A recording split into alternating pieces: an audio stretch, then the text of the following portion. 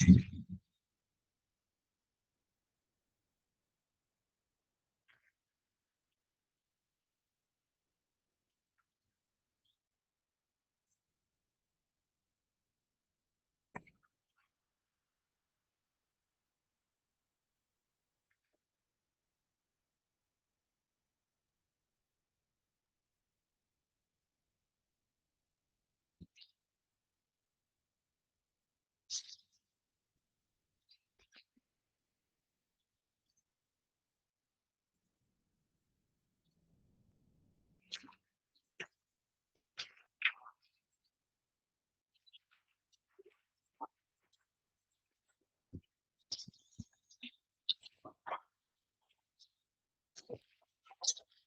didn't really talk about their angled attack indicators last week. I think that's what we stopped. Right?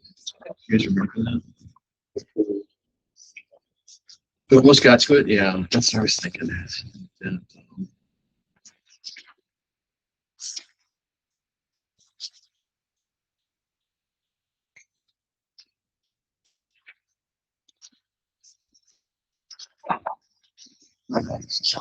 oh no. I think we're going to tell a little bit of clock. It's very good. They probably. Oh, What are you doing? heavy stuff. Lifting.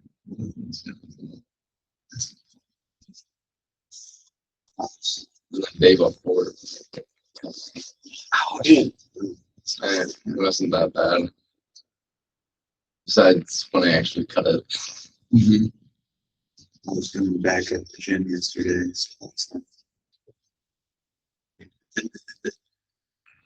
You guys are young.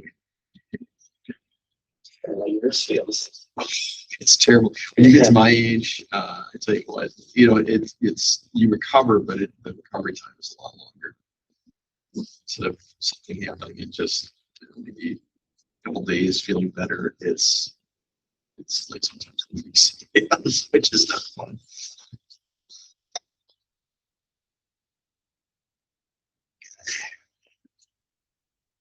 Yeah, I can't. Friends ask if I'm on the lifting stuff. It's like that. I just can't do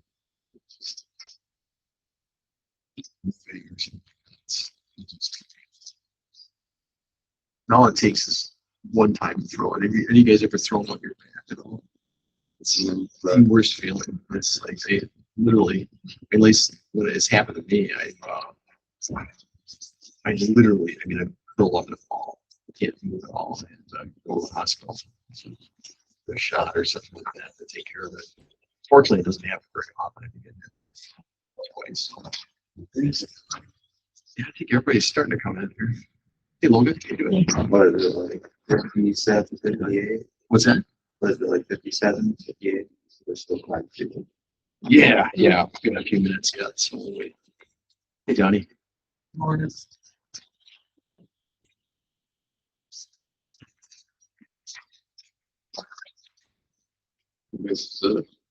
This might be, yeah.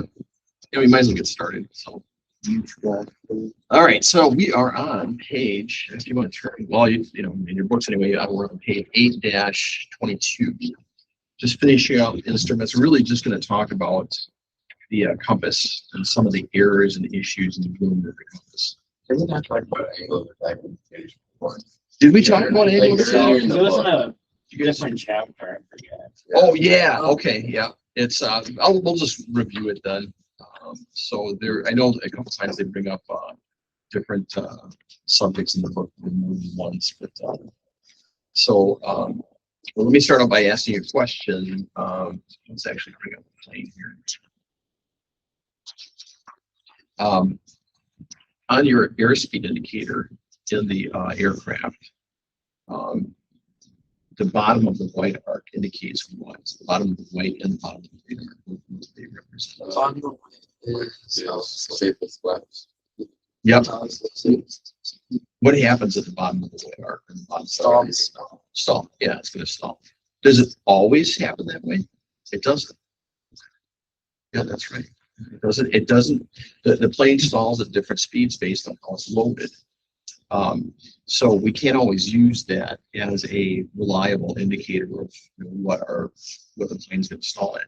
The angle of attack indicators, however, those do tell us when the plane is going to stall, regardless of if let's say you're going really fast and you pull up abruptly, you can actually stall an aircraft like that because you're exceeding that. Do you know what the term that I'm looking for here? What's the term for the angle of attack that is like super? It's the maximum that the plane can take before it starts. What is it?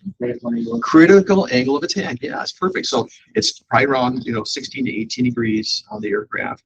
You pull it up really fast and the plane is going to stall. You could be doing 150, 200 miles an hour and you could still stall the aircraft. So at some point you're going to break the wings. If you pull up that hard, the wings are going to snap. But you could still stall it at a much higher airspeed than what is indicated in the green and yellow or green and white arc status. So in any case, that's why they have these angle of attack indicators. Up until recently, I'd say the last 10 years, they were really expensive. But now you're starting to see a lot of them. You can get them for peanuts. They don't cost much at all. Compared to a lot of other avionics that you get from planes. So it's a good, no worry, Trey. So it's a good thing. Actually, do you mind closing that door? Because I have a feeling there's a lot of people that might get a little noisy. Are there so many people? I'm not sure. What's that? Yeah, they could be. Yeah, makes sense. All right, so angle of attack indicators. So any questions on that? That's a distinction between an angle of attack indicator and an airspeed indicator.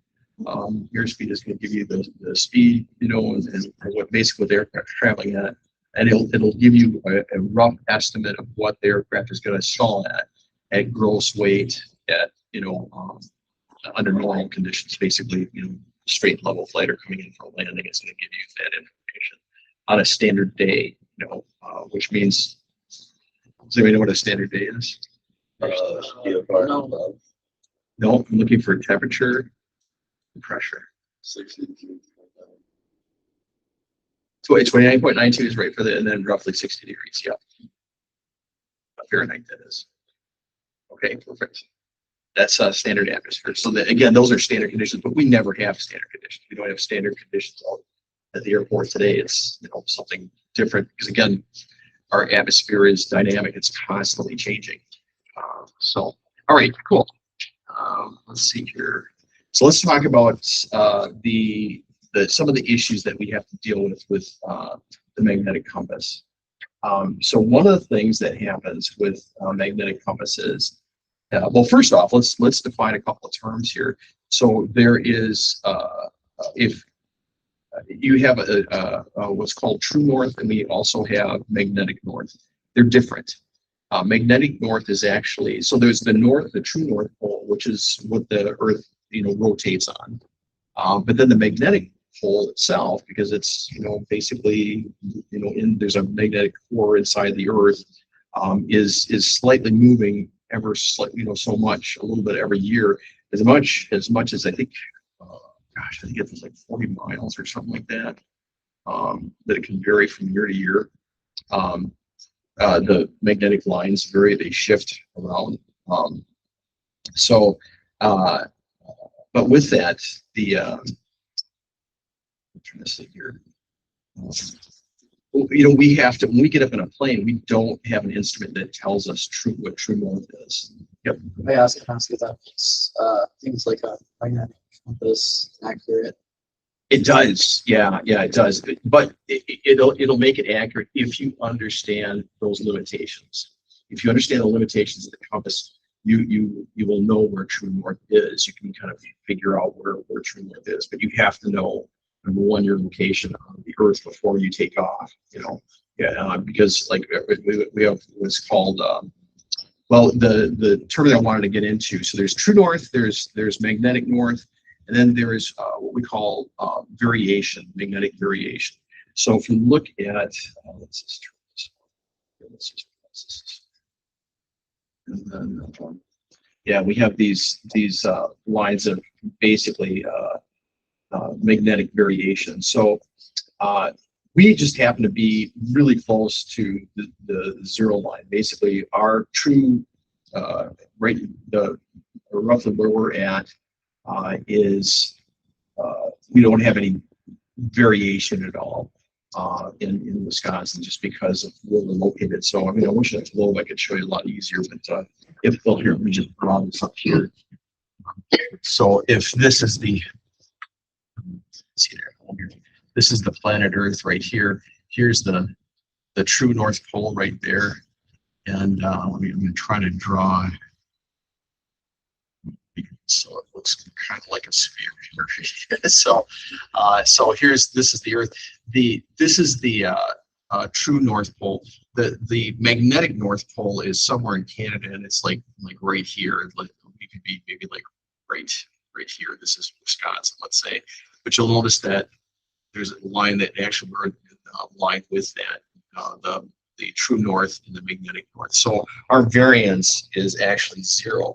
However, if you go over here, if I have a plane over in this location right here, this is going to be, there's going to be a magnetic variance right here. So if you look between here and here, there's a slight variance, that angle right there. That's what this is. These are lines of variance right here. So you've got eastern variance. This is east, we call it east is, well, there's a term we use, it's called east is least, west is best. And I'll get into that in a second here. So, but in any case, if we want to figure out what our true, course, or true line of longitude that we're on, then we have to figure these, we have to know what these lines of variances are, wherever we're at. So, but look at this, 20 degrees is what it's off by over here. So it's so on the eastern side, method that we go through for correcting our heading, course there. And over here in Seattle, another 20 degrees off. So if you're, what that's telling you is that if you're in, let's say in Washington, and you want to fly a course, let's say to Idaho or something like that, Bear Lake or something like that, let's say. So normally the true course would be maybe like 130 degrees from here to here. But because you've got these lines of magnetic variance, you have to look at your compass, and then you have to add 20 degrees onto it to get your true course. That's, so that gets us, that answers the question, how do you get an accurate reading of it? So let's go to the book. I think they've got, they kind of describe it there. The one thing that you have to remember with variation is that it's something that is built into the earth. It's something that is part of the natural world. And the way we define things, our charts are all in true. So if I look at a chart here, I don't know if you guys have yours, but so if you look at your charts, those are all listed as in true. So if you look at the lines of latitude and longitude, your sectional charts, that is, yep. If you open them up, there's black lines that are in them. Those black lines are listed in true. Whereas we're flying in a plane that can only tell us accurately the magnetic line is.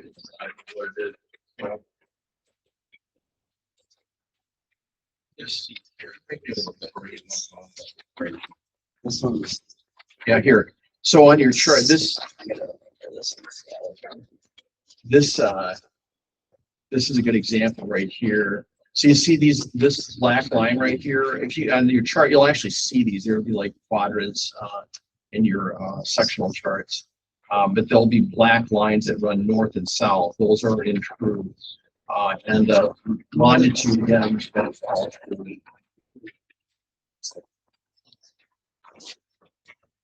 The problem is, we may be sitting at, like in this case, we may be sitting at an airport in New Orleans, and we've got to figure out what our true course is to get to this airport. So to do that, we have to use Yeah, this one does have it. We have to use those lines of variance. So on your chart, see if you can find this on your chart. There is a magenta line, and you'll see them every so often. There'll be a magenta dashed line, and see this right here?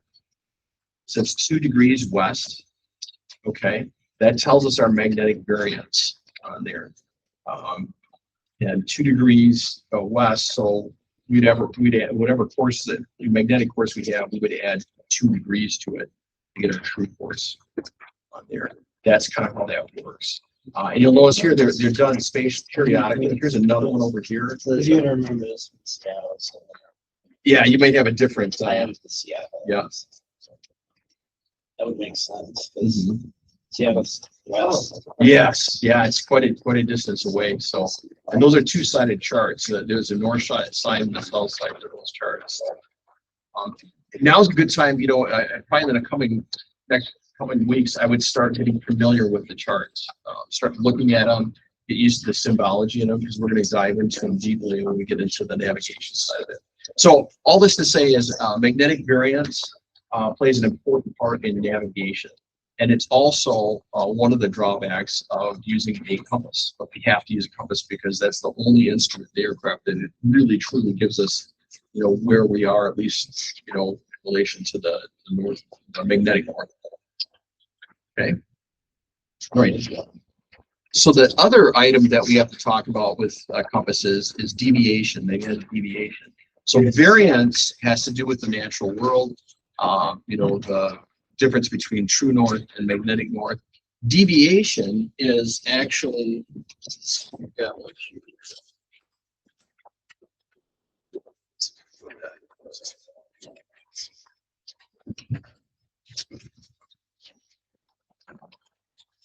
right.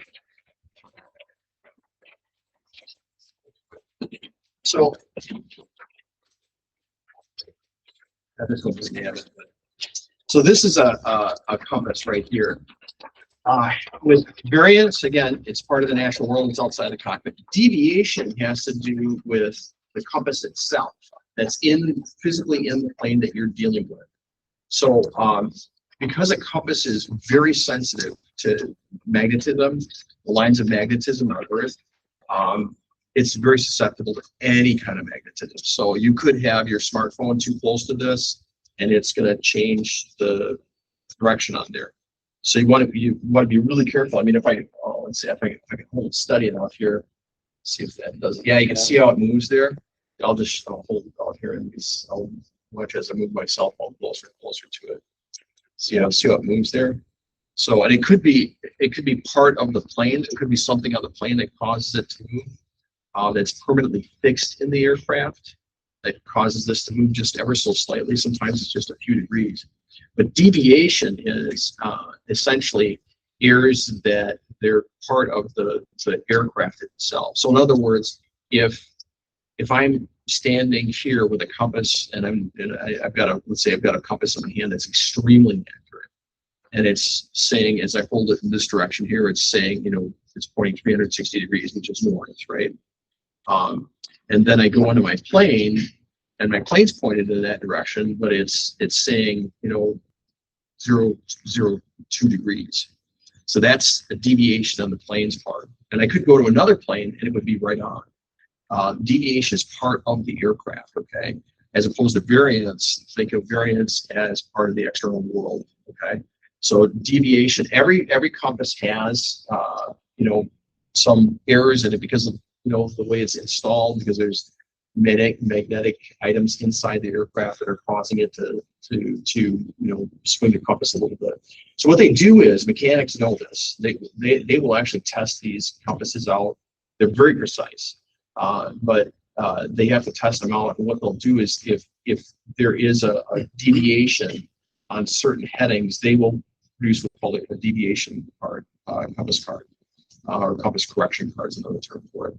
Essentially, it's going to be a little tiny card that's mounted about right here, and it's going to say things like, you know, for a heading of 360, steer 002 degrees. So it's giving your deviation, you know, what you have to steer. It'll tell you exactly what you need to steer. So that's another element of dealing with, compasses. And there's more. there's a lot of, issues in dealing with compasses, just because, again, we're dealing with something in the natural world, and we're trying to interface to it and try to extrapolate accurate information out of it. And it's not easy. But we've figured out a way to do it, a procedure to do it. As long as you remember these procedures, variance and deviation, compass card deviation, then you'll understand how to use this more accurately, more efficiently. Okay. So there are a couple other phenomena related to compasses. So and I'll just go up to the board here. So I've got this written out. So there's this effect on a compass when you accelerate, when you're on a east or west heading. So if I'm flying my plane, small one up here. So if I'm flying my plane eastward, okay, and I'm just flying straight and level, it's going to indicate the correct magnetic, heading. It's going to say it's going to be roughly east, right? And that's not accelerating. The aircraft is not flying faster, not all of a sudden slowing down. It's flying just the same speed. If I accelerate, then it's going to the compass is going to indicate a turn to the north. Even though I'm flying east, if I accelerate in that direction, the compass is going to swing to the north. There's a simple term that you can remember: accelerate north, decelerate south. Just remember those. That's just going to be memory mnemonic, and you can call it ANDS, ANDS. That's the simple term for it. And just write it down here. So the acronym is just ANDS, ANDS. Accelerate north, decelerate south. So what that means is, now conversely, if I'm going east and I decelerate, I basically chop the throttle and stay at the altitude I'm at, the plane is going to indicate, or the compass is going to indicate a turn to south. Okay, it's going to start swinging to the south. All right. Same thing is true on a heading of west. Okay. If I accelerate to the west, it's going to indicate a northerly turn. If I decelerate on a west heading, it's going to show a southerly turn, even though I'm staying straight on there. So accelerate north, decelerate south. You'll have to know that for the test on that, because that's one of those things that they like to test you on. So that's only on when you're flying east or west headings. Okay, that does not apply if you're flying. So it does not apply when you're going north or south or some other direction. It's only when you're on east and west on those headings. Left, if you're a little off, it's still going to show a little bit of a turn. It's the most pronounced when you're on the east or west heading. Okay, accelerate north, decelerate south. Yeah. So would that make you want to sometimes avoid going straight south, west? No. Or no, east, west. No, and because you're aware of that, the fact that that's inherent error in this, you'll know that that's okay. What other instrument do we have that tells us direction? Yeah, directional indicator. Yeah, the directional gyro. And what is that made of? Does that use magnetism to run? No, what does it use to run? Gyroscope. Yeah, I mean the gyroscope is very stable. It's completely detached from the magnetic system. It's not interfacing to the Earth's magnetic field or anything like that. So it's much more stable. The drawback with the directional gyro is that it precesses over time. So you may have to reset it.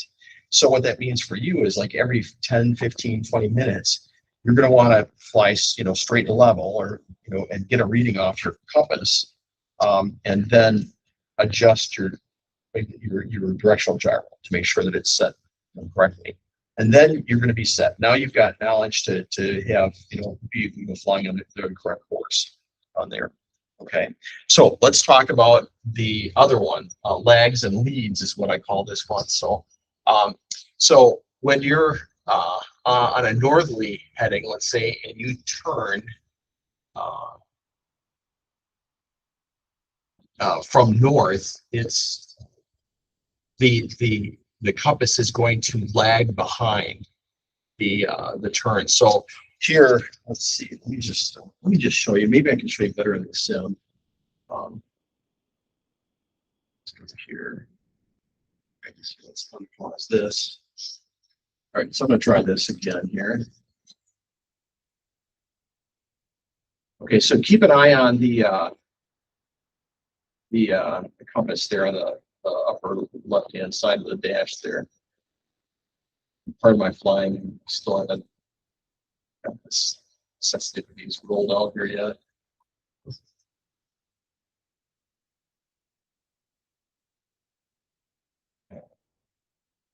Oops, too much. All right, so I'm just going to climb up a little bit, and actually I'm going to turn on a heading of east right here. And actually, what I'm going to do is I'm just going to turn on our autopilot. Just make it a little bit easier.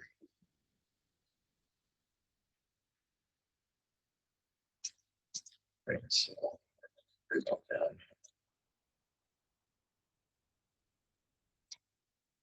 All right, so what I'm going to do here is we're going to try accelerating and decelerating on a heading of east, just to demonstrate this. What I want you to do is, once we get stabilized here, I want you to look at the compass, and they should have this modeled really well. This is what would happen in real life. All right, so we're now on a stable heading of east. Now I'm just going to chop the throttle. Watch what happens to the compass. See how it's turning to the north there? You guys see that? Okay. So watch what happens now. We'll stabilize here in a second. And then I'm going to accelerate. Now see how it's starting to slowly come back, because that's because we're not accelerating as much. Now I'm going to give it full power and watch what happens this time. Accelerate. See it now, it's going just the opposite direction. It's accelerating. Oh, I'm sorry. It's, yeah, we're accelerating. So accelerate north, decelerate south. All right. So again, if I slow down, it goes in one direction. If I speed up, it goes the opposite direction. Even though that the heading on the compass, or our heading of our aircraft is still at the same, we're still pointing to the east. Nothing's changed there. So now let's demonstrate the lags and leads here. So to do that, we have to be on a heading of north. So I'm just going to, oops, going so fast. And I would never fly this low in real life this fast, unless I was practicing an emergency landing or something like that. So now we're going to be turning on a heading of north, and we'll play with this too. I'll just show you how this works. And again, we're going to be looking at our compass here. Our directional gyro is stable. Notice how it didn't, it stayed on a heading of east the whole time. And that's, again, because it's a gyroscope. It's not connected to the Earth's magnetic field. These are all magnetic issues with it. Right, so there's our heading of north. Now watch what happens to the compass. I'm just going to slow down, decelerate, and nothing should happen to the compass. See how it's hardly turning at all there? A little bit, but not much. And then I'm going to speed up.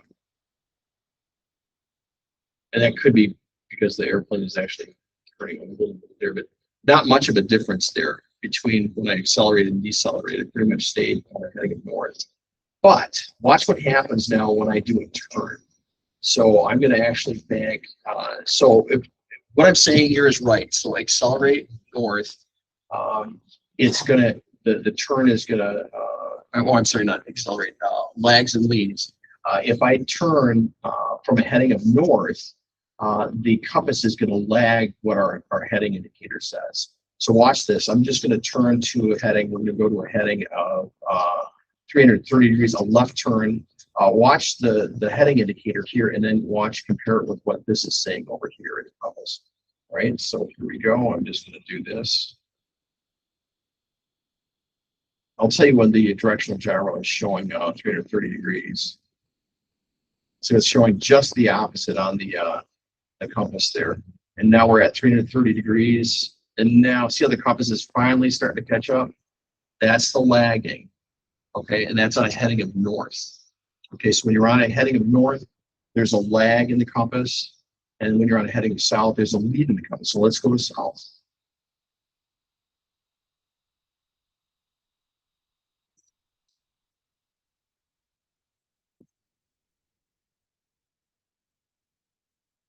And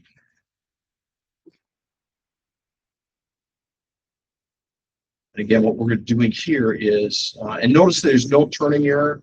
When we're actually turning, west is indicating roughly west. The compass isn't extremely steady, but it's, it's at least showing a little bit of a, when we pass through west, it actually passed through west about the same time that we passed the directional gyro through west. Now it's obviously it's not the case anymore. So,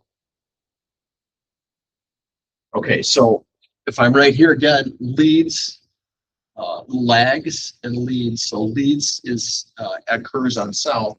So if I do a turn from south, the compass is going to lead the turn. So in other words, if I do a turn to 150 degrees from 180 degrees, it's going to probably show closer initially to 120 degree turn, even though we're only turning to 150. Let's see what happens. Again, this is what we're looking for on our compass here. So let's try a turn to a left here from south. Let's just see what that does to our compass. So right now we're turning to 150. Yeah, see how it's leading the turn there. The compass is actually going way beyond 150, even though we were at 160 right now. Now we're at 150 degrees. And now it's starting to catch up because we're right on the money there. Does that make sense? Okay, so these are the things to remember. ANDs, which is accelerate north, decelerate south. Again, if you're on, that's on it if you're on a west or east heading. Lags, north leads S, that's on it if you're on a north or south heading. Those are the types of compass errors you're going to have. Okay, and we need to know that because in the plane, we want to periodically check our directional gyro and make sure that it's accurate. So we want to look at the compass. When it's stable, we're not accelerating, we're not in a turn. We want to use that compass there. All right.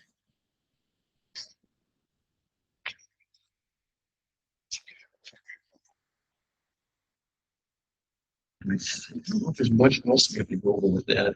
Yeah, those are all collectively, those are called magnetic dip errors. So it's because of the way this little compass in here is actually, it can dip back and forth.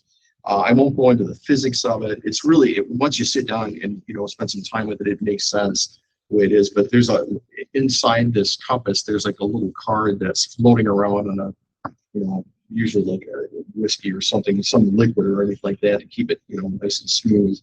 And when the plane turns, the compass is going to go like this. Well, that card is trying to float right, and because of that, it's causing it to turn various ways. The only thing you need to know is that there are errors and they occur at certain points on the compass. And you'll have to deal with that in real life when you're out flying, doing a long cross country, and you want to get your bearings right. You want to make sure you understand that. So, okay. All right. So yeah, northerly turning errors, southerly turning errors. Those are part of the ANDs that accelerate north, decelerate south. Or I'm sorry, the lags and leads. That's on page 8-26. They talk a little bit out in the book on page 827 about oscillation error. I mean, that can happen, but it's not something that's you see very often with it. So, all right. And that, I think, wraps it up for the instruments. Yeah, they talk also, every aircraft does have to have an outside air temperature gauge of some sort. You need to know what the temperature is outside because that helps determine what performance you have there. Okay, let's see here. So let's go on to chapter 9, flight manuals. So,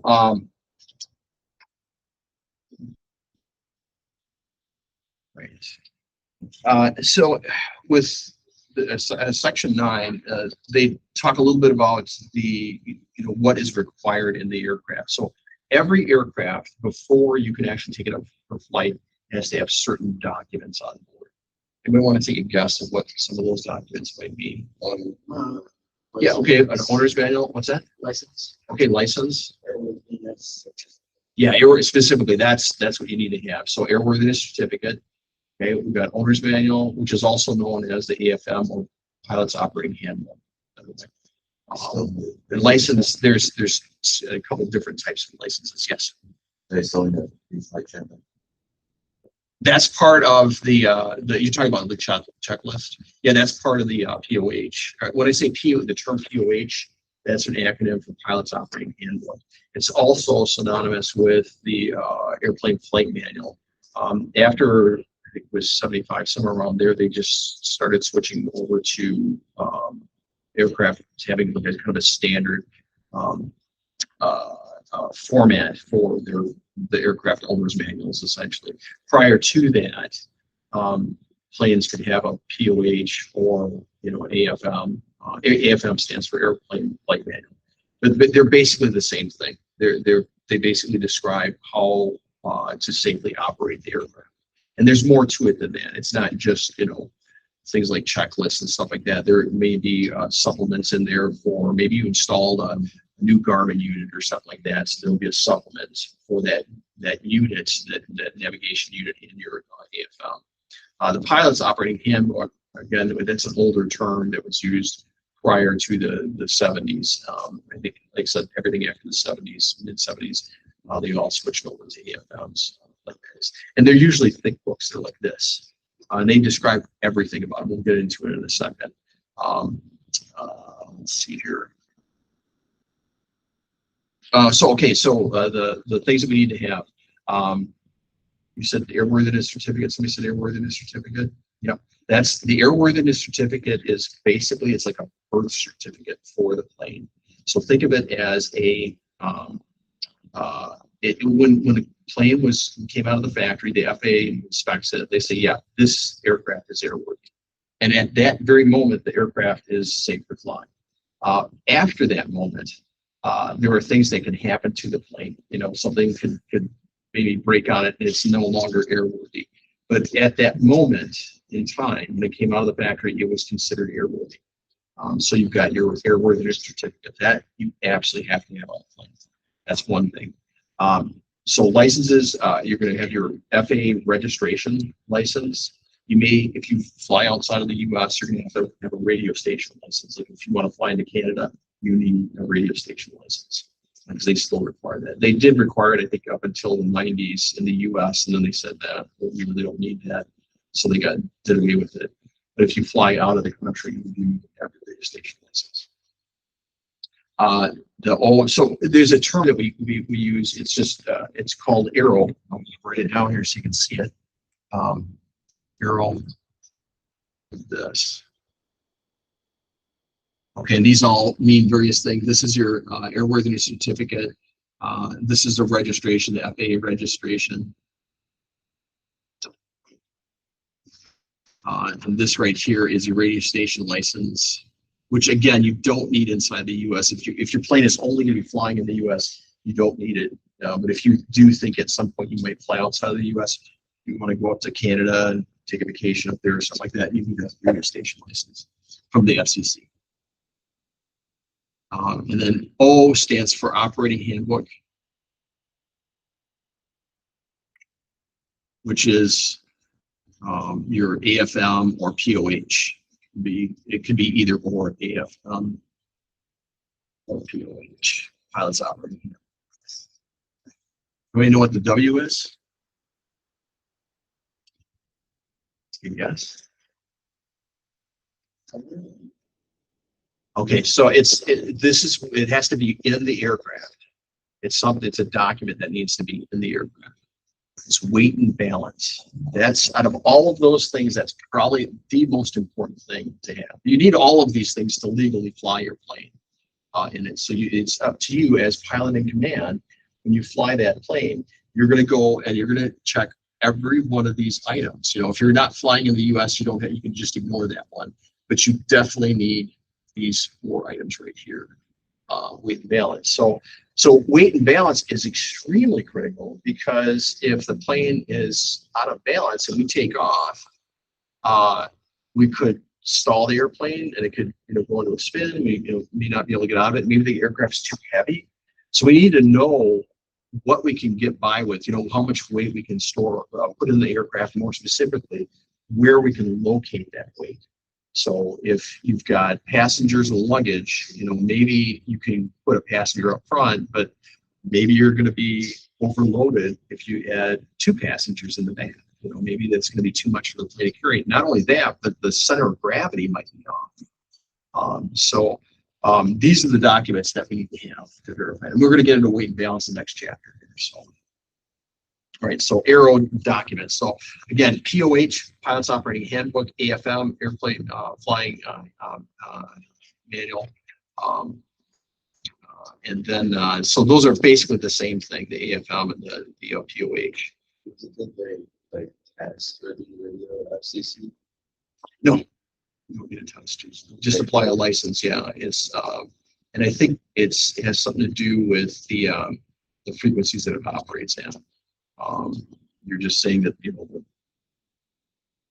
have a radio station license for that transceiver that's in the plane, the VHF transceiver is the cont transceiver. So, and it's a good idea, I think, to have it on any aircraft. It does cost a little bit, but I think you only have to register every 10 or 20 years, something like that. So it's not terrible. So that way, if you do want to fly into Canada or something like that, you can. So, all right. Let's take a look at.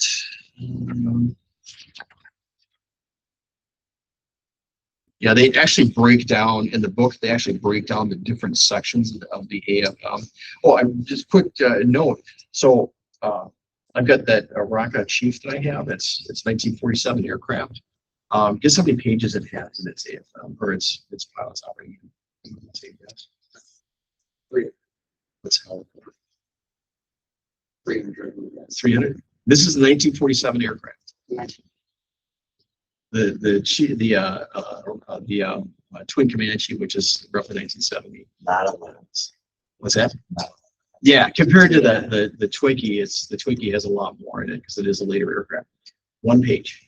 That's the operating 1 page. What? Exactly. It has 1 page. That's all it's required. I know they basically say Is the print like this small? no. It's actually they say if you want it back in those days, it was kind of the Wild West. It's like they had a lot of regulations, yeah, but nothing compared to what we have right now. Well, wasn't it like if you were born for like 1960 something or other, I can't remember, you didn't need a pilot's license or something? That could be true. Yeah, I don't know. Oh yeah, the one guy who sometimes hangs out there said that he flew in what 40s-ish. He said all you needed pilot plane, you didn't need that. Yeah. You didn't need it. Yeah, I think the 60s you did. I think in the 50s and 60s you actually had to have it. Back then it was so new, they just they didn't worry about the license. It's like, okay, well, it'd be like, I don't know, like what's new now, like the drones and stuff like that. We kind of saw that progression with drones. Originally, you didn't have to have a license to fly them, and then the FAA got involved because they were near misses. You'd have these big planes flying along, and they could actually hit a drone. So the FAA started regulating it. That's kind of what happened with pilots back in the 40s and 50s. So most of the regulations just with like certain weights and stuff of drones, or just like for commercial use? There are categories based on weights, so I think, and I don't know the exact detail, I think under 50 pounds, it's this class drone and stuff like that. Obviously the FAA doesn't want people taking drones in a busy airspace, like down by Chicago, near O'Hare, something that can be disastrous. They also need a license for commercial use, right? Right, if you want to actually make money. And in the term, when the FAA uses the term commercial operation, what they're really talking about is you want to make money with it. You want to fly for hire, whether it's a drone or something else. So if you're going to get paid for doing drone work, you really need to have your remote license. So, but yeah, so a single page, and again, it basically does real simple stuff, about how to fly the plane, what to do to get it started, how to do loops. I think they actually describe how to do a loop in that document. So it's but again, it's a far cry from what we have right now. Now the aircraft flight manuals actually they're very well organized. And that was thanks to GAMA, the General Aviation Manufacturers Association. They got together and they said, look, we've got all these different styles of documents that describe how to fly a plane and describe all the limitations and stuff like that. Why don't we come up with a standard that makes it easy for a pilot to transition from one plane to the next? And they brilliantly came up with these standards here, and this is the net result. If you turn to page 9-2, they talk about the different sections in there. So, and I'm just going to cover them real briefly because I don't want to spend a lot of time on it. So there's a general section that just provides basic description about the aircraft, airframe, power plant, things like that. Section 2 on an AFM is going to have the limitations, what can the aircraft safely do? And then, what its airspeeds are, things like that. Power plant, the actual details about the engine and things like that. Let's see, and then section 3 is all emergency procedures. That's getting, Jonah, into what you were talking about with the checklist. You're going to start seeing the checklist in their emergency procedures, what to do in case there's an engine out or something like that. You'll see this term called placards. What that means is in an aircraft, Logan, you're going to see like little placards in the aircraft that the display itself.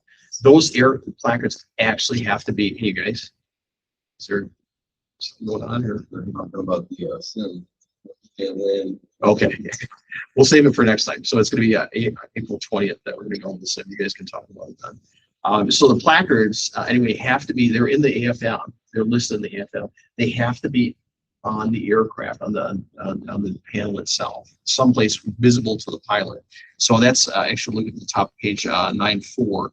They talk about placards, and again, all it is just a little piece of paper. It could be just a tape and then some writing that somebody put on there, but it's very specific language. Believe it or not, you can't fly with all those placards in place. It's one of those simple things, and you as pilot command are going to have to determine that all those placards are in place and they are, they're visible to you. They say things like, do not exceed X amount of miles per hour when the gear is extended. Or they'll say this plane is not authorized for spins or something like that. But if it has it in the book itself, in the AFM, it has to be visible to the pilot somewhere in there. Okay. Normal procedures. That's another section. That's section 4 in an AFM. That's going to show you, normal checklist procedures, things like that. Things. If you're coming into land, it's going to show you the procedures for landing the aircraft. The section 5 is going to be your performance. That's actually what we use when we do cross-country flights. We're going to open up our performance section for the aircraft that we're flying, and we're going to determine basically how fast we're going to be going, how quick we're going to get to our destination, or how much fuel we're going to burn. All that stuff is in the section 5 there. And then section 6, that is your weight and balance. So that's going to show all the details about how much the aircraft weighs with no fuel on board, no passengers, no luggage or anything like that. And then it may have some additional documents to specify, what the weight and balance of the aircraft is presently. So when a plane comes out of the shop, when it's first built by the manufacturer and comes out, it's basically brand new. It's like all the other planes of that model that come out of the shop. It's empty. They know what the basic empty weight is because there's no fuel in it. They will do a weight and balance on it before they sign off on it. But essentially, they know how much everything weighs, and they know where the center of gravity should be in the aircraft to fly it safely. Usually, it's like a range of degrees somewhere where the center of gravity should be in there. But in any case, what happens is over time, I'm a pilot.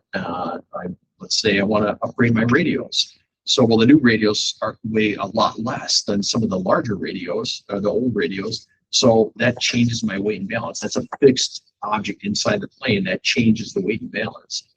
Maybe I get extended range fuel tanks. That's going to change the weight and balance. So you'll find that section 6, anyway, is going to have additional documents. There's always a current weight and balance.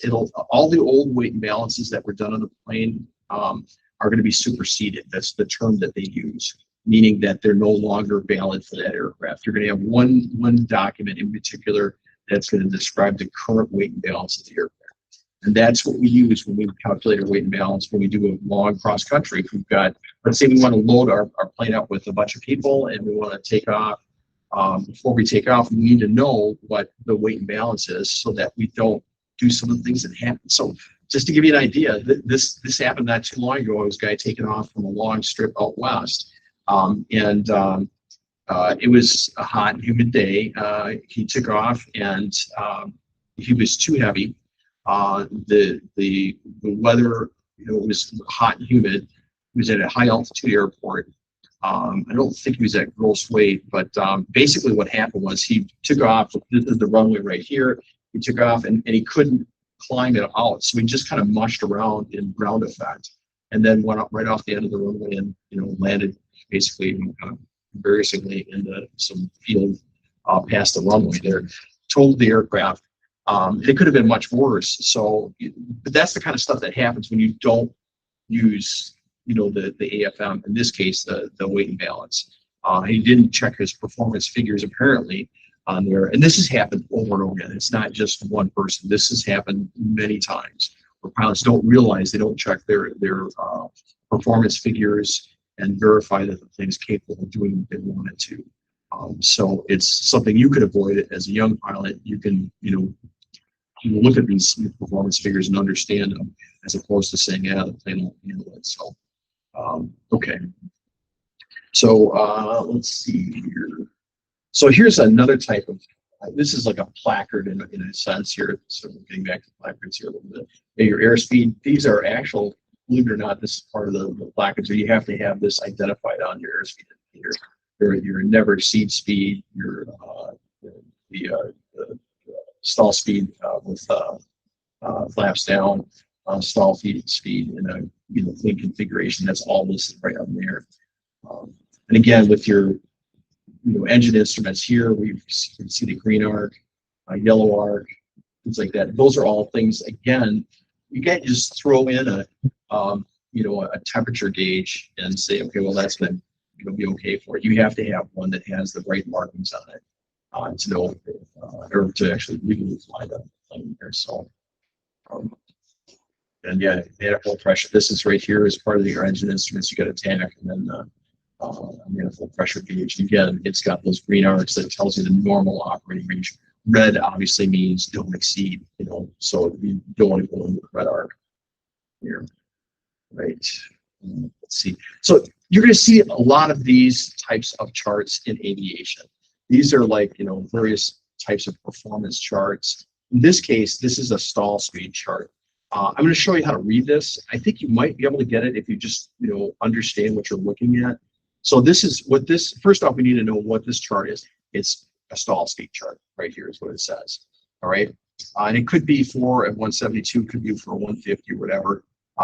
But it might be in that airplane flight manual is going to say this. This is a good tool to have if you are curious about well, what is my airplane going to stall at if I'm at gross weight. So right here, this down here, let's we always start with some known quantities. So we know that our aircraft, let's say we've got it loaded with 4 people and we're at max gross. We got the fuel tanks filled up.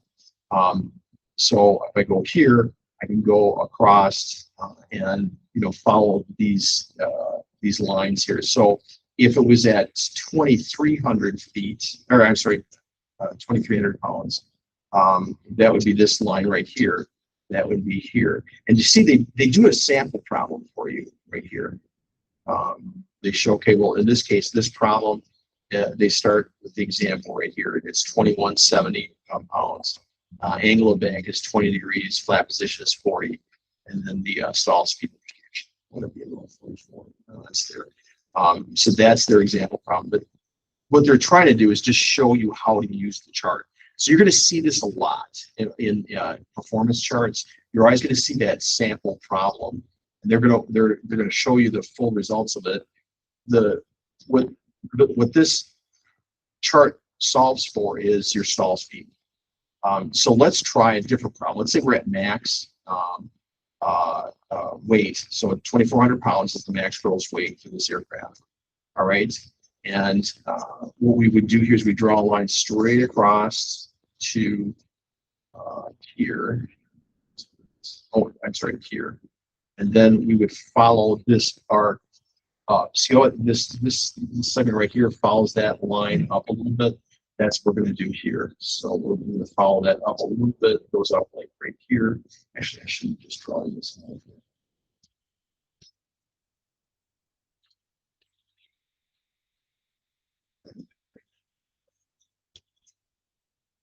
There we go. So let's start at max weight of 2,400 here. So right this line right here, that's 2,400. And we're starting out with 40 degrees of flaps. That's our problem right there. Okay. So, and I'm just going to draw this line straight across. Just notice that's just kind of mirroring the line below it, this line right here. This is we're following along with their example there. Okay. And then right here, I can't really see that. What's that?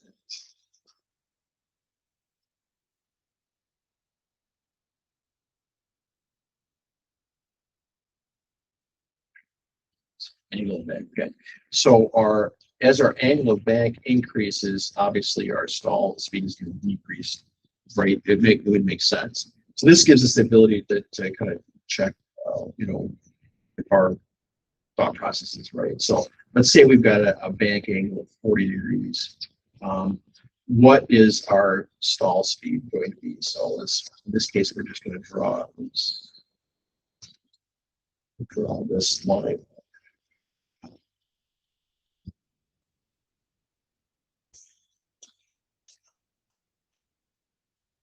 So, did a good job here. So, bear with me on this.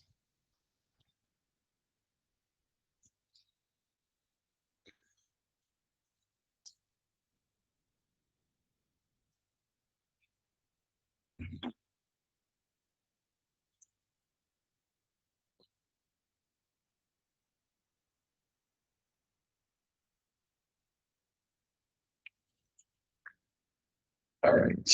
Let's try that. All right. Well, in any case, what you're going to do is you're going to follow their example. So we're going to draw this line up.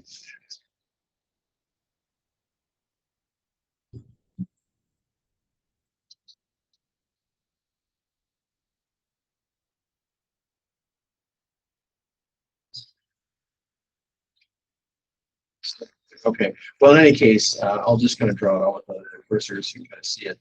So if we set our bank angle is 40 degrees up here, we can see that our stall speed is around 50, which is much higher, right, than normal.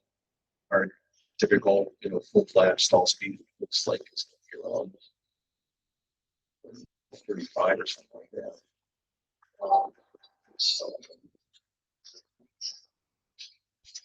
So that makes sense, right? If you are at gross weight, you're probably going to stall at a higher stall speed. And if you're at a steep angle of a steep bank angle, that would increase your stall speed as well. So all those things play into it. All this example problem is doing here is just describing to you, how to use these charts. And you're going to see chart after chart with this type of information. They may have calculate different things, but they all pretty much function the same way. They're going to have they'll give you an example problem. They'll show you how to use it. That's what this is doing. These black lines right here, they're showing you how to work through this example problem. So if you ever see the word example on a performance chart, try walking through it first. Now, on the FAA test, when you take that written test, all those charts have examples on it. So they show you how to solve the problem ahead of time. But they won't, when they actually give you the problem, they're going to be different numbers. These are all going to be different, you know, than what they have on the chart there. So, okay. Right. Let's see.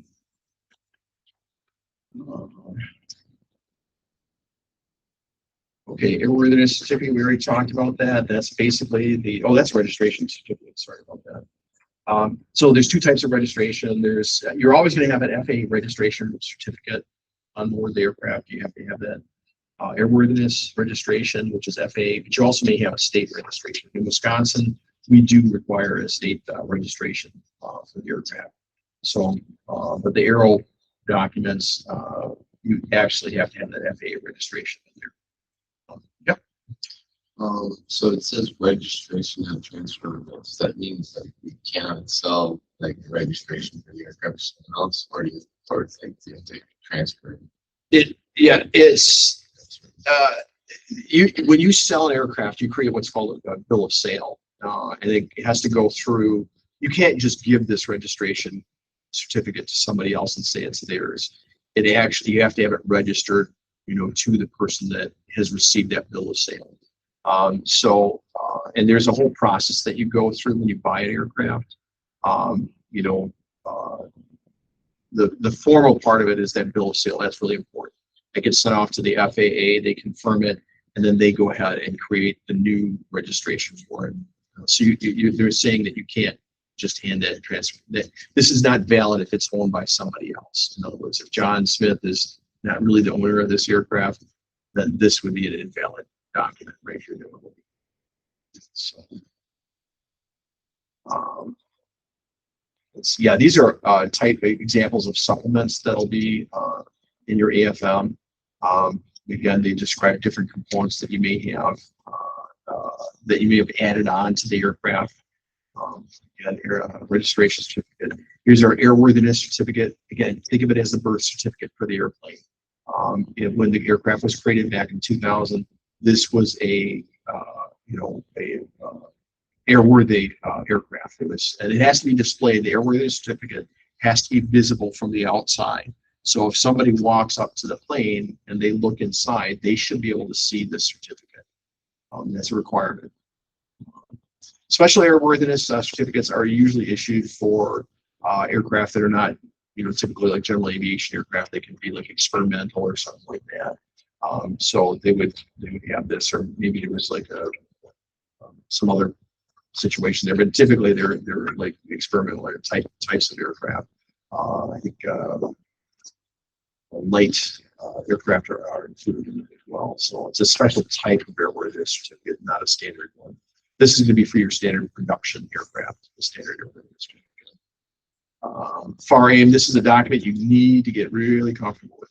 So if you go into the SIA, the regular classroom or the online class, there's a couple documents I have in there that make this much simpler for you. They're going to have the FAR AIM that you have is a really thick book. You don't have to learn everything in there, but you do need to know some sections of that very well. So namely part 61 and part 91, you should get really comfortable with. Part 1 is definitions. I would go definitely read through that part 1 on there and understand it. The FAR AIM is actually, it's 2 books in one. You've got your federal aviation regulations, and you also have the Airman's Information Manual. Airman's Information Manual is not regulatory, it's just informational. But they have a lot of really good information in there, and a lot of the stuff that you're going to see on the test is going to come right from that AIM. So you'll have that. You will not be able to take this to take your written test. You won't have that with you. So you'll want to know, you know, basically where the, you know, all these regulations are and understand that. What you're primarily concerned with are student pilot, and private pilot privileges. You want to know that inside and out. You don't care at this point. You don't care about instrument or commercial, CFI, any of that stuff. So if you see something in there that talks about a commercial pilot or airline transport pilot, just ignore it. You don't have to worry about it right now. Your only concern in passing the test is going to be the student pilot and private pilot. And then operating, part 91 is the operating rules. That's after you get your pilot's license. What can you do? Can I take off and fly around a Green Bay Packer game. No, there's certain restrictions that they're going to impose on you. There are some things that maybe they don't want you, well, obviously you can't just, if the ceiling is really low, say it's 100 feet, I can't just take off and fly someplace without an instrument rating. So those are the types of operating rules they need to have. That's in part 91.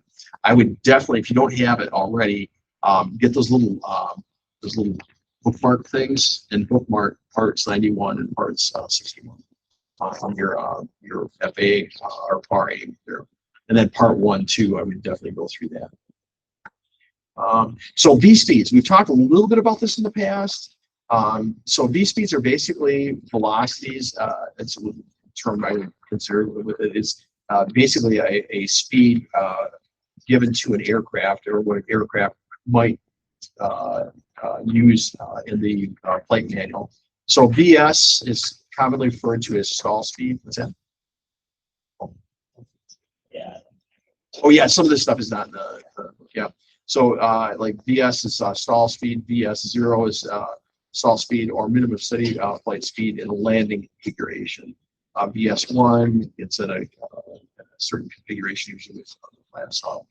And so VNO is normal operating or maximum structural cruise speed. Green and yellow arcs, we've seen that before in the airspeed indicator. VNE is exactly what it sounds like. It's the never exceed speed. So that's the red line on the airspeed indicator. B flap extension speed. So again, I won't go through all of these things. There, other than the VX and VY, those probably deserve a little bit more time. So VX stands for the best angle of climb speed, whereas VY indicates the best rate of climb. There's a major difference between the two. If you have a plane and you want to get the best rate of climb, for instance, so and this is per time, okay? I want to climb, let's say I can get, in 1 minute, let's say I can get to 1,000 feet with the best rate of climb for this particular aircraft. But let's say I'm taking off and I've got a 50-foot obstacle that I want to climb over. I don't want to use my best rate of climb. I mean, it might climb really fast. Oops, it might climb really fast, this way. It might climb up to 1,000 feet really fast like that. But the problem is you might flip off a tree. So that's when you're going to use best angle of climb. Best angle of climb, what you're doing, the plane travels a lot slower, but it's climbing, it's getting more altitude per distance. So for every 100 feet, I'm actually climbing a little bit higher, but it's taking me a lot longer to get over that. So we use this all the time when we take off from really short fields and you've got obstructions at the end of the runway, houses, it could be, trees or something like that, or maybe a tower. So we're going to use VX. And the way to think of that, X has a lot more angles in it, so it's best angle. VY, fewer angles, that's going to be your best rate. Okay, that's all I'll say about that. We actually get into that a little bit later on too. So, okay, so let's take a look at what else we have here. Okay, that is, I think that's everything for that. Okay, yeah, a couple other things we need to go over here in the book. So 9-8, 9-8, that is. Aircraft maintenance. Actually, aircraft owners are allowed to do certain types of maintenance on their aircraft. Things like change oil. You can, obviously clean the aircraft. You might be able to replace certain parts on the aircraft. So those are things that are considered aircraft maintenance. So you don't always have to take your aircraft to a mechanic. But there are some things that the FAA says, absolutely, no, you can't do it yourself. Painting an aircraft, I think, is one of those things. You can't just, paint an aircraft without being at least supervised by an A&P. A&P, by the way, stands for Airplane Power Plant Mechanic. All right, so let's see. So aircraft, all general aviation aircraft have to go through annual inspections. And that's part of it. Now, that's not a document that actually is kept in the airplane itself. Usually that's kept with the aircraft logs, and those are not always stored in the aircraft. It's not a good idea, as a matter of fact, to store the aircraft logs with the airplane, because if you lose the logs, and this we're talking about the maintenance logs from the aircraft, what was done to it, all the changes that were made to it. Those logs get lost, the aircraft's essentially worthless. You have to start over and hire somebody to do the research and get all of that information back, which is not an easy task. So an annual inspection, in order for an aircraft to be airworthy at the time that you take it up, so it's airworthy when it comes out of the factory, because you got your airworthiness certificate. But at that point, things change. You could add something onto it, or it gets in an accident or incident or something like that, and it's no longer airworthy. To get airworthy again, you have to go through these inspections. Every aircraft requires it. You cannot fly an aircraft unless it has had an annual inspection, unless you get what's called it's like a ferry permit. They actually have it here, so listed someplace. It's a temporary flight permit, I think is what it's called. But we all refer to it as a ferry permit. So you can get that. You'd have to call up the FAA and ask them, hey, I need a temporary flight permit to fly this plane from this location to this location to get repaired. Because there could be something that happens to the plane, and maybe the annual inspection is out. It was done over 24 months ago. You want to now fly it to some place that's going to do the annual inspection and get it airworthy again. So again, airworthiness inspections are really, annual inspections are very important on there. 100-hour inspections are typically used for aircraft that are used for hire. Hire out an aircraft for charter, for personal, or something like that. If that plane is getting hired out, you have to go through a 100-hour inspection program. And they're very restrictive on what they do. And that makes sense, because you're transporting people that are paying you. They're trusting you to fly them safely to another place. They're trusting that you know what you're doing with the aircraft. Most private pilots like myself, I don't really fly for hire. I can do flight instruction with planes, as long as I don't charge for it. But that's not considered for hire. The FAA doesn't consider that as a commercial venture. They see it as an teaching as well. But in any case, we all need aircraft have to have some sort of annual inspection there. Let's see. Okay, the altimeter that has to be checked within the last 24 calendar months. What you're going to find with the FAA, they're very specific when it comes to specifying range of time. So they'll say 24 calendar months, and that term calendar months means something. You can actually look that up in the definitions what a calendar month is. Again, I would recommend that you kind of go through the definitions and look that information up there on there. So you need transponder inspection. Aircraft has to be equipped with emergency locator transmitter. These are all things that are part of your pre-flight inspection when I go through it. On top of that, and it should go without saying, you as pilot and command are going to be responsible for doing the pre-flight inspection of the aircraft. So if there's an incident, let's say you take off from someplace and you have an accident, the FAA sits down with you. The first thing they're going to ask you is, did you do a pre-flight? And they're going to ask you to prove, okay, well, what did you find when you did the pre-flight? So you're responsible for that. And if you don't do the pre-flight and there's an incident or an accident, it's not good. They're going to probably make you go out and do a bunch of additional training before you get your pilot's license back, if you get it back, and if it's a serious enough offense. Okay, preventative maintenance, we talked about that. Do you know it because you've done it? What's Or that? you know the procedure that they take because you. I've never been through enforcement procedures, no. But I can maybe talk to somebody. Actually, I do know a guy. Is an excellent pilot. He's actually flew for the airlines, and he started flying trans-Pacific flights. And he was involved in an incident. I think he was, gosh, what was that? I can't remember the plane he was flying, a Taylor craft maybe. Ran out of fuel. and landed at, did a superb job of landing in a football field, of all places. Yeah, I know. It's long enough. Well, he came in, he landed, and I think the plane was fine. But yeah, the guy's good. He knows his how to fly planes.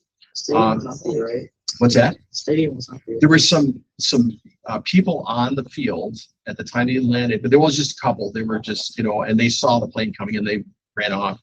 But the FAA said, no, you're going to get disciplined for that. So they said, you need to do this, you need to do community service, basically teaching other pilots and talk about what happened there, what caused the fuel outage. And I thought they were kind of hard on him, but I can understand their feeling. It's like it was pretty serious. I think if he landed in a farmer's field, they probably would have said anything, and he probably would have had to report it. But this was pretty obvious. You're landing in a football field. So, in any case, he might know a little bit more about it. I think they just sit down with you and they talk with you.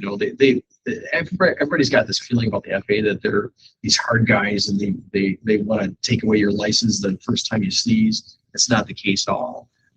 They really don't like doing that. But if you do something that can potentially hurt somebody, they're going to take care of business. Yep. Was landing in a football field be something to brag about, or?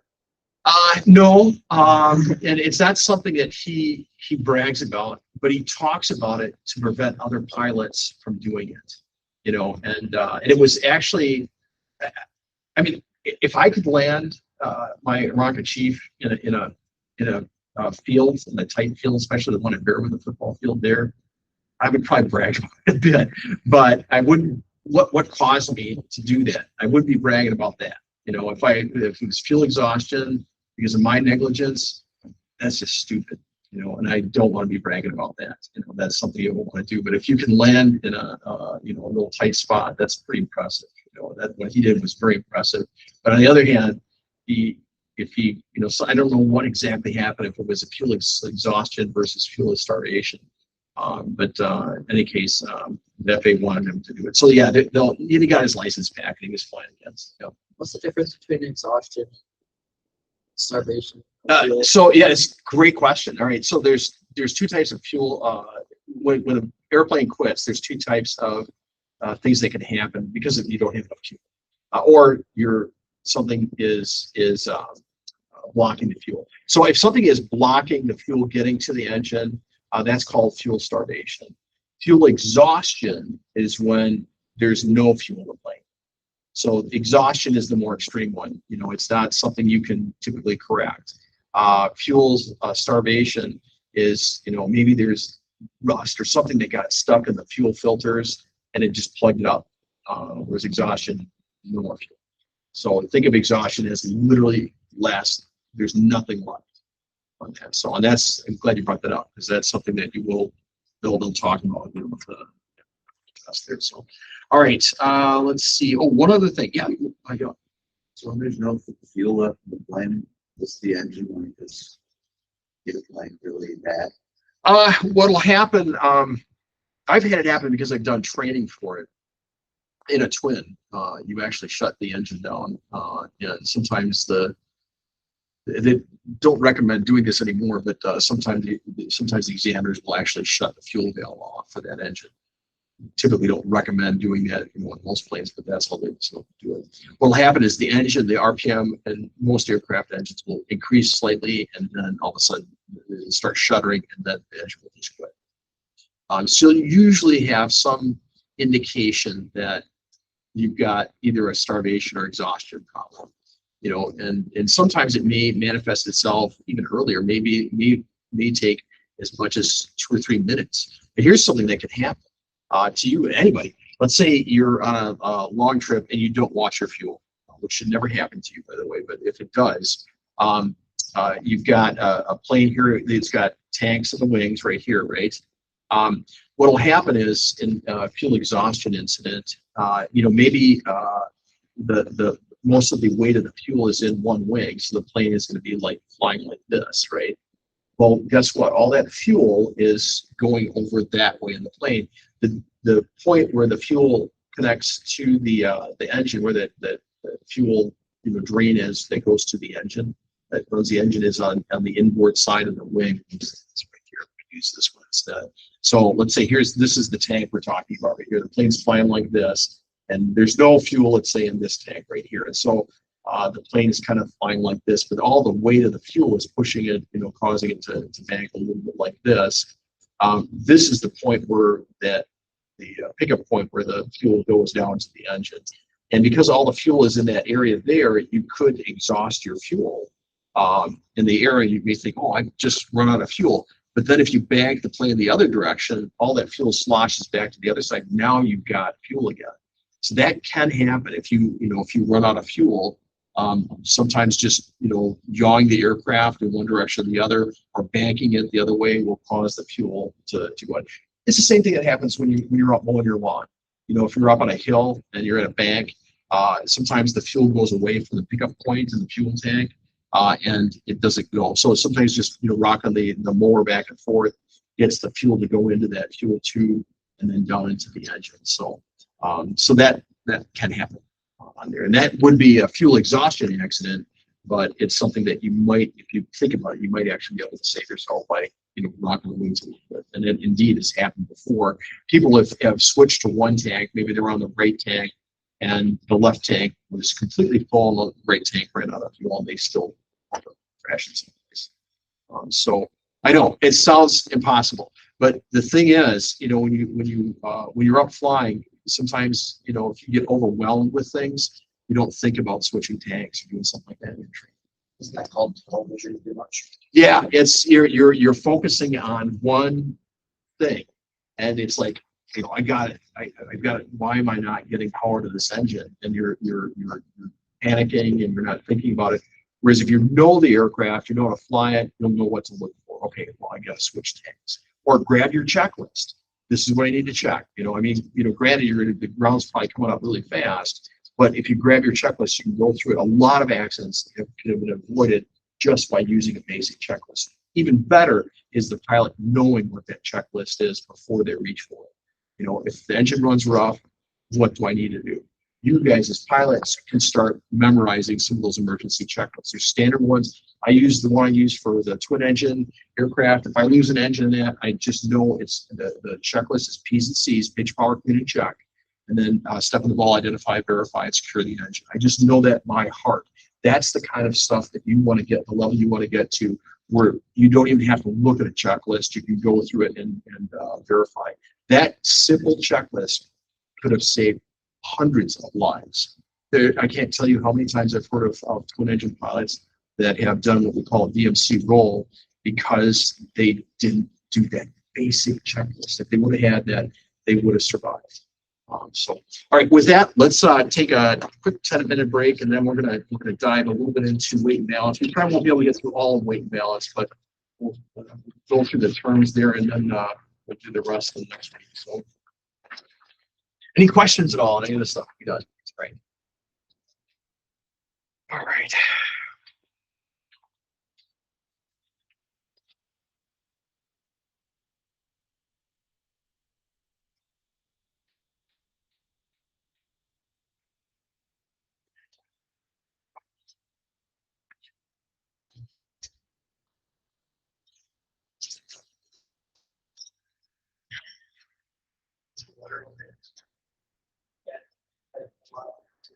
Oh.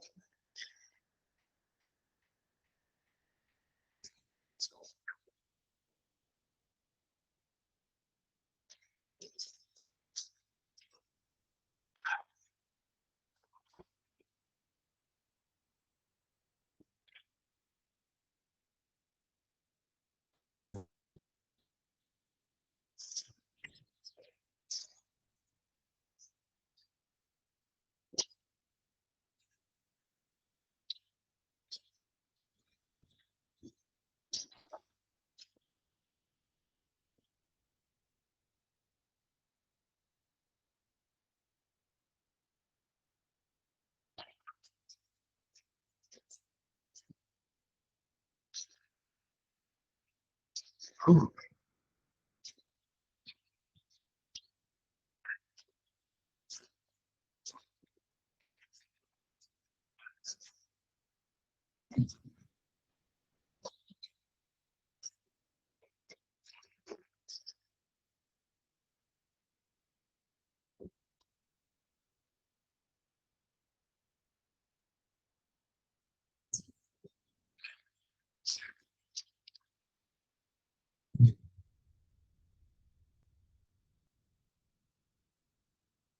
We're gonna have, Logan, we're gonna have, two more simulators in the office next time.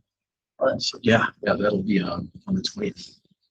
I bet, the 20th of this month. We can't be here because they're essentially kicking us out. They've got some other activity here, so we're actually gonna be at, Baraboo. And so we'll be using the sim, so if you wanna, other than that, I'll be there, a little Saturday, but, yeah, but we'll have two of the SIA sims and then the two big sims. The one that you were on, plus another one. So, Yeah, that was fun last week. you did enjoy it. Yeah, you did really good with it. I was impressed. Yeah. It's it'll get easier. I would recommend it next time you go, try one of the other sims. So, Yeah. you know, Pre-flight up front. what's that? So pre-flight. Oh, cool. Mhm. Yeah, we put it on the stormy setting, whatever. It's just throw on the plane. Well, that's the nice part about sims. You can go ahead and, throw just crazy stuff at it. It's not a real aircraft. The fact that you actually recovered from that spin out of the cloud is amazing. That's an easy thing to do. I mean, That happened like 5 times.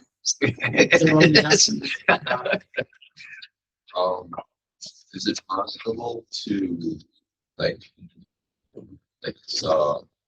when we did the spins on Sims? Yeah. The altitude, like a vertical indicator. That thing. Artificial horizon, the attitude. Yeah. Yep. Mhm. The position of it was shifted. Right. Yeah, that's what happens in a spin. And in a real aircraft, it would do that. So what's happening is the gyroscope is thrown way off. When you go into a spin, you're just going way beyond what the attitude indicator was designed to do. Keep in mind that the attitude indicator is only designed to show you, basically 30 degrees up, 30 degrees down, 60 degrees left or 60 degrees right. If you exceed those, the gyroscope loses track of where it's at, and it takes a while for it to reset itself to what the normal horizon is. So It autocorrects, but it takes time. That's the problem. I mean, if again, you've got this spinning mass, 20,000 RPM, so it's really stable, and you throw it off, and now it's going to try to get back to what is the center of gravity, or where the center of gravity is, which is below it. And so it's going to take a while to get back into that position. Yeah. So how long do you say it would be? Like 5 minutes or like 10? It depends on if there's any like minor frictions in the gyroscope itself. It's going to affect it. Believe it or not, the more friction, the faster it'll get back to center. What's that? From there, like for center aircraft, there would be like a sweet spot between. It's smooth and it's easy to. In a typical aircraft, maybe 10, 15 minutes. Yeah. I'm guessing. I don't know. I've never done that with an aircraft. But I've done aerobatics spins with an aircraft, but that one had a gyroscope that was designed to do aerobatics. So Mine was turned like 90. yeah, because yours is a general aviation aircraft. When you're doing a 172, it can't do the same type of things you guys are doing with it. So which is extreme. So all right, let's get into weight and balance, guys, and then we're not going to cover all this stuff. Here's what I want you to do, though. So when we meet next week, I want you to go through, read this before we meet next week. Read the vocabulary weight and balance. So I want you to understand the terms and some of the things we're going to be talking about. Because this is a critical chapter. You're going to get at least 4 or 5 questions on weight and balance on the test, on the written test, and you want to understand it. So let's go through this and see if we can make sense of what they've got in here. All right. So we know that weight and balance is very important in aviation. You think of an airplane, when it's up flying, there's literally there's nothing on the ground that's touching it. it's just suspended in air. And I think I've told you this story before, but I'll tell you again. I had a friend who flew the Trans-Pacific flight in the 747, and he said on calm flights, he could tell when a flight attendant walked from one section to another. And that's a 747. That's how finely balanced aircraft. That's a huge aircraft. But he could tell you, he could actually feel the footsteps of the attendants walking, and he knew when somebody walked from one section to another. You'd actually feel it in the pitch of the aircraft. And again, a small aircraft, even more so. If you were to shift even 10, 15 pounds from one section of the aircraft to another, it's going to affect the weight and balance of it. So what I like to do when I teach weight and balance is to think of the aircraft as kind of a teeter-totter. Okay. And we know how a teeter-totter works. If you put two kids on one side of the teeter-totter and just a single child on the other side of the teeter-totter, the one that has two students on it, two children on it, is going to go down like that, right? If you add another student, and if we're assuming all these students or these kids will be the same weight, they're all the same, 50 pounds. So you have a teeter-totter with 100 pounds on either side, it's going to balance out. That's kind of what we want to get to when it comes to the plane. We want to make sure that it's balanced out. It's not a true teeter-totter in the sense that the center of gravity is going to be like, right here. The center of gravity to fly an aircraft is typically going to be around this area. For most airplanes, it's going to be somewhere in there. We don't want it too far aft because then we won't be able to take off. It's going to, when we try to take off, we won't be able to pull up. We don't want it too far forward because then you're going to have this situation where the nose is going to be flying down. So we want it so that the center of gravity is somewhere in this area. The aircraft manufacturers are very specific about that. So let's talk about some of the terms here, and so we'll move along with this. All right. So yeah, read this first part of it here. They talk about excessive weight reduces the performance of the aircraft. That's obvious if you have an aircraft that is designed to only carry 1,000 pounds of load, including the aircraft itself, and you weigh it down with 2,000 pounds. It's not going to fly very well. Not going to fly the way it was intended to fly, and it's going to have problems. You might actually be able to get it in the air, but it's going to be very difficult to control because the aircraft manufacturer didn't design it that way to be flown that way. All right, so center of gravity. Okay, center of gravity is exactly that. It's the point at which the aircraft is resting, the center of gravity of that aircraft. It changes as you burn fuel. It might move up a little bit as you maybe you take on passengers, maybe it's going to move aft a little bit. So the center of gravity is for an aircraft is typically where that point rests. And it literally is a point that you can put a pin on, and you can balance the plane on it. It would just stay there, just kind of balance in the air. That's how finely tuned those aircraft, whether it's a 747 or a 152, you can literally put just a pin on it, and the plane, if you're at the center of gravity, it's going to balance right at that point. It's just going to, hover there. So CG, that's the term we use for that, center of gravity. So yeah, obviously it affects stability and control. There's a forward limit to the center of gravity on most aircraft, and there's a rearward limit on it. And we'll get into that again. So forward limit is going to be somewhere up here. The rear limit is probably going to be somewhere back here. That's the manufacturer is telling you by having those limits is they don't want the center of gravity to be outside of those two locations. Because if it is, you're now testing the aircraft. You're basically becoming a test pilot for the aircraft. They don't know what it's going to do. They've tested their aircraft, and they know that it will perform very well between those 2 points, the forward limit and the aft limit, the rear limit or aft limit, okay, the CG, right? So unlike a teeter-totter, a teeter-totter has just one CG. That's where the mounting point is for it. And that's, but in a plane, it can actually shift a little bit, and it does, because we add fuel to it, we take out fuel, we burn fuel, whatever we add. Passengers, we add luggage, things like that. All right, let's see. So terms and definitions, this is on page 10-4. Okay, big one to remember is the arm. So what an arm is, let's see if I can do this time without messing things up. There's a blank screen here.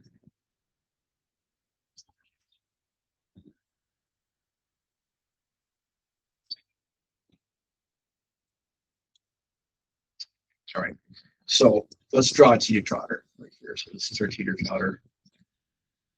There's our fulcrum or center point right there. And then so right that point right there, that's our center point, that's our center of gravity right there. Well, let me not be the center of gravity, that's the fulcrum point right there. Let's say we've got 100 pounds over here. And we've got 100 pounds over here. Okay, the arm is the distance.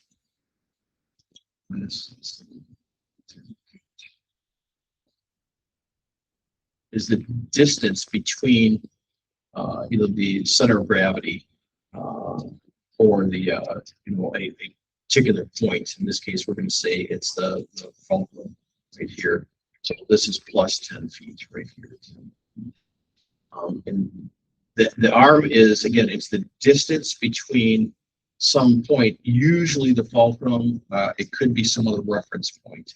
But that's the one thing you want to remember is arm is distance, okay?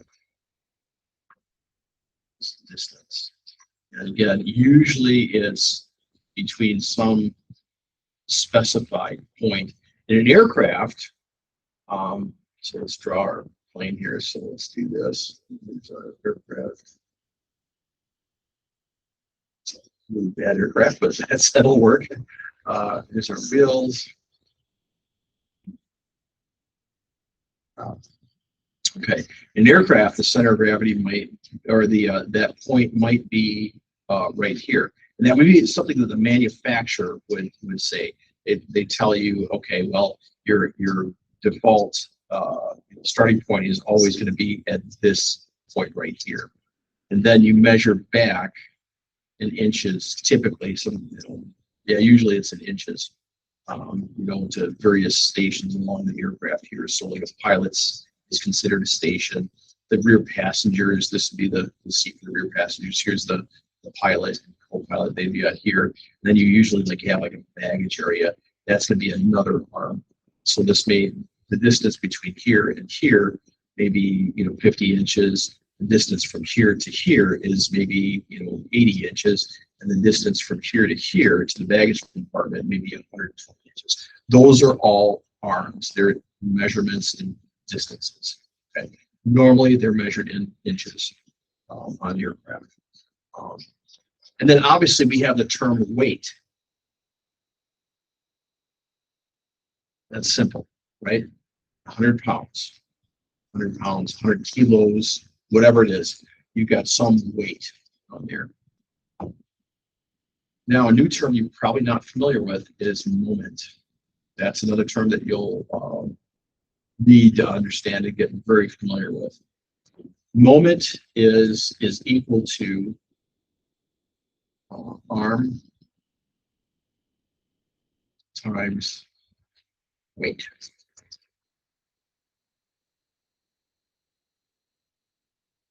All right, so it's going to be some big number. Let's say our weight is 100 pounds.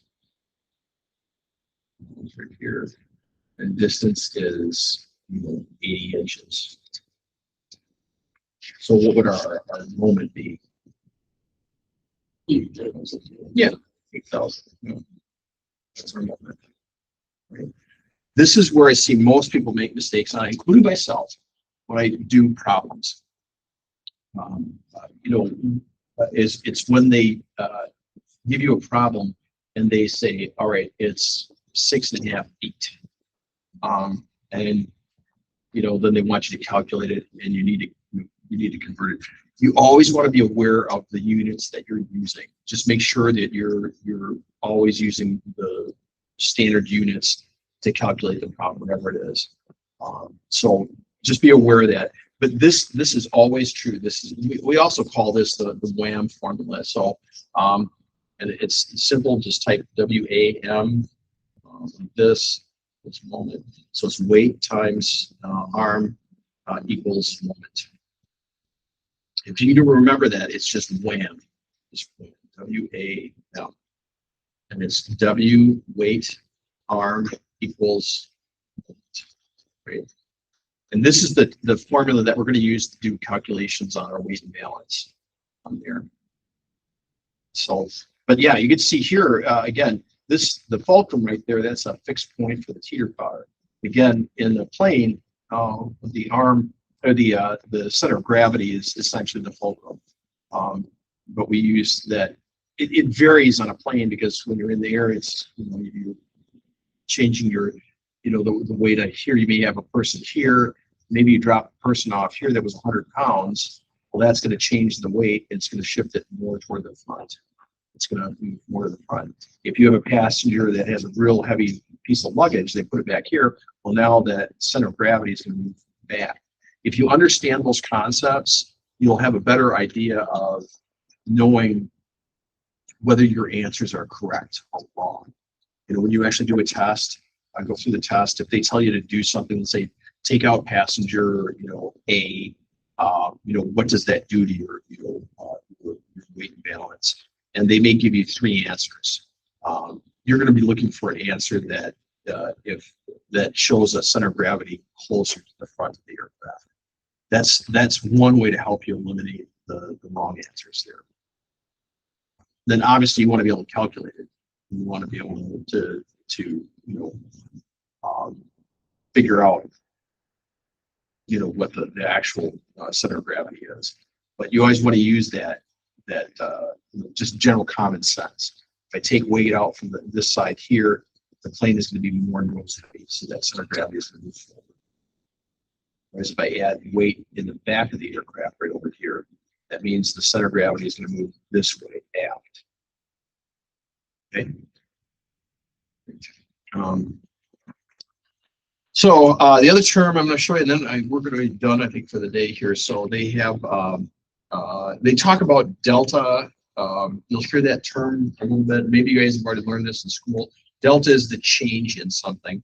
So if they say delta, minus 50 pounds or something like that at this arm, then it's you're gonna change it's gonna affect your center of gravity there, or change if you see that delta. It actually is up here. So the delta, the term for delta is just a triangle like that. So if you see delta CG, that's a change. What that's saying is the change in the center of gravity right there. So they may say, what is this symbol right here, CG? And you can say it's 5 inches aft, or whatever they figure out there. That's something we use a lot because flight is dynamic. You're always the center of gravity, whether you realize it at all or not, is constantly changing because you're burning fuel in the air. You might be burning a very small amount of oil, but there's always something that's happening. And then if you land, you drop off a passenger, pick up a passenger, it's changing. From flight to flight, it's going to change because some flights are going to have nobody on board. It's just going to be you. Other flights are going to have you and some friends on board. So those will affect it there. So in any case, what I want you to do is definitely go through this chapter for next week. We're going to dive into this really heavy, and we're going to do a bunch of problems in it because it's always one of those things that throws people off. There's several different ways of calculating weight and balance.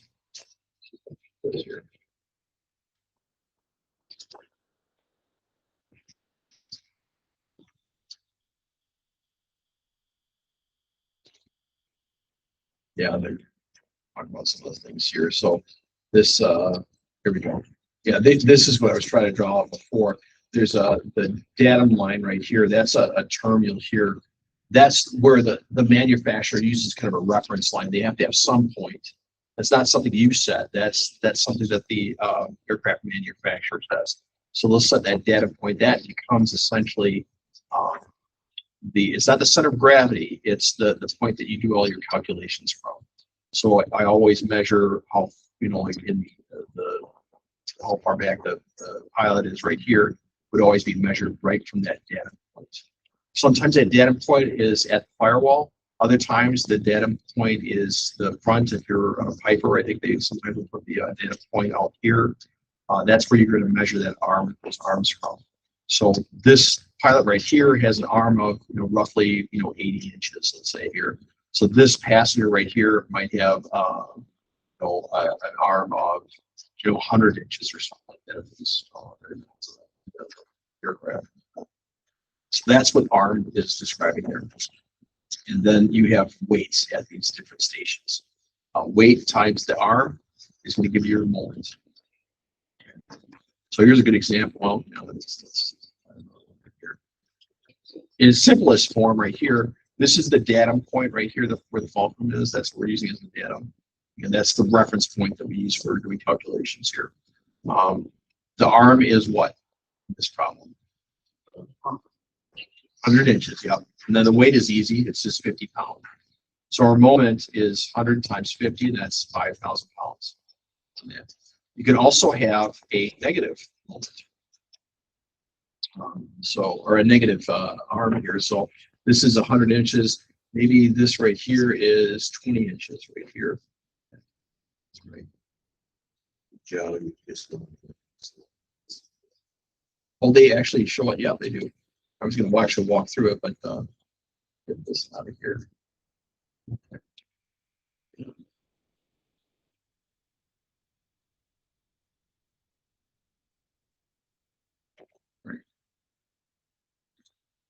Yeah, so this is an example of the datum right here. That's our center line right here.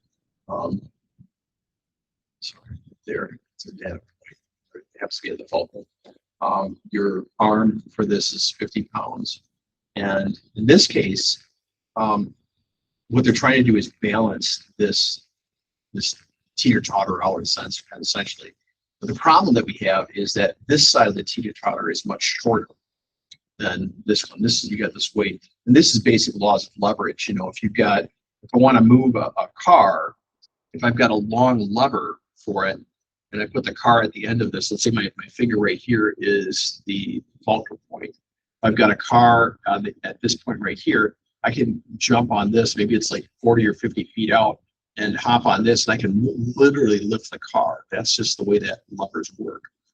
They give you extra power. Obviously, I've got to move that quite a distance here. What you're trading here is you've got a lot of different distance to move this right here for a little distance right here, but you're able to lift it. You're able to move it. That's what leverage does.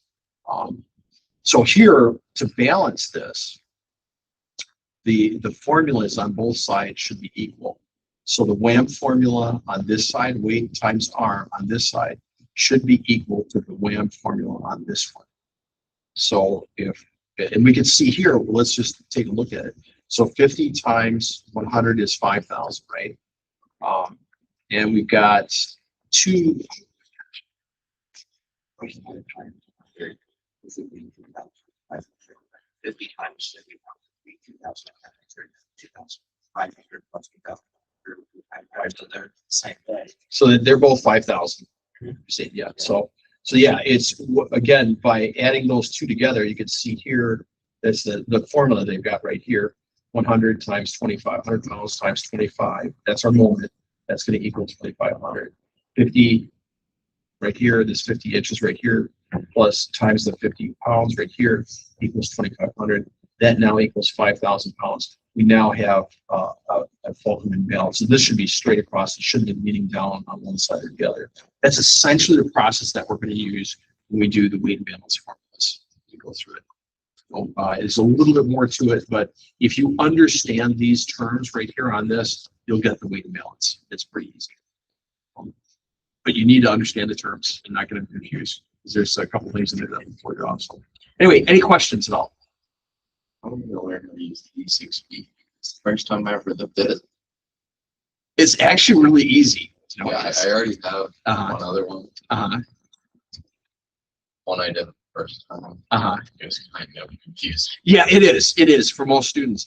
I mean, I know instructors now that don't even teach it. I think it's a mistake because there are times if GPS goes out, you're going to need to know, get down, and it does happen out west. GPS does go down. They've got military training and stuff like that. Yeah, Are you talking about coordinates? They come to. not coordinates, just basic calculations, time and distance type calculations. What's that? Like the calculating. Yeah, yeah, that whiz wheel we sometimes call it. It's also known as the E6D calculator. They sent men to the moon with that. You know, they have a very advanced version of that. Obviously, they use slide rules. Yeah, I know it's amazing. You know, you think, okay, computers. I know that would be really hard, but the thing is, you can get so good with it. You could do all kinds of math functions with it, addition, subtraction, calculate tips when you're in a restaurant or going to impress your friends. You can bring out your little whiz wheel and say, all right, so everybody owes, X amount of dollars for a tip, or something like that. So that's the kind of stuff you can do with it. It's just a tool for calculating math. That's the way we used to do things. I mean, we fought a world war with those whiz wheels.